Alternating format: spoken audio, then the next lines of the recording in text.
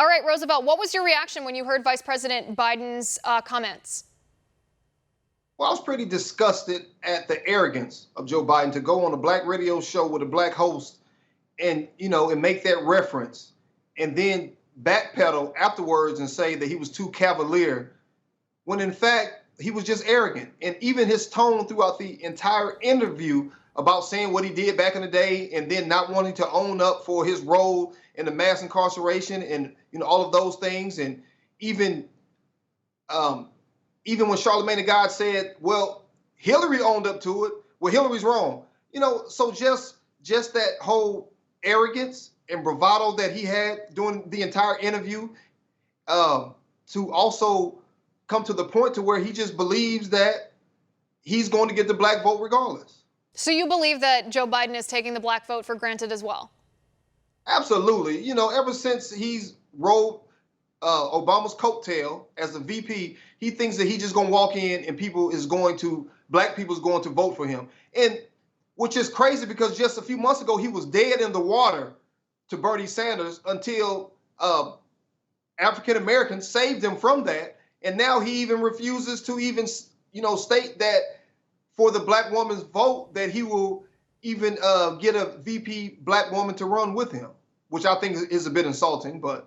It is. I agree. I think it's insulting in general that he says that he's going to pick a woman just to pick a token woman. If he says he's going to pick a black woman just to pick a token black woman, that's insulting on multiple levels here. Talk to me about the identity politics inherent to Biden's comment, though, because when he says you ain't black, the insinuation is that you somehow forfeit your identity as a black person if you don't toe the liberal ideological line. I mean, he's essentially telling black people that you must vote a certain way based on the color of your skin. React to that.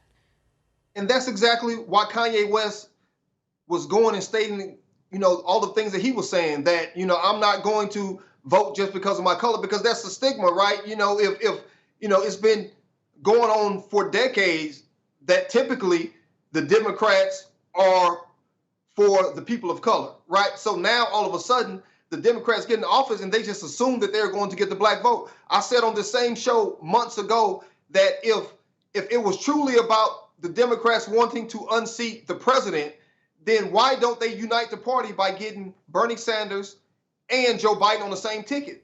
Because therefore you unite the base. But it's not about uniting the base, because they truly, truly believe that once the race is down to a Republican and a Democrat, we can scare the Democrats into saying the big bad Trump, or he's going to take this, or he's going to do this, while not giving us anything on paper and still get the vote.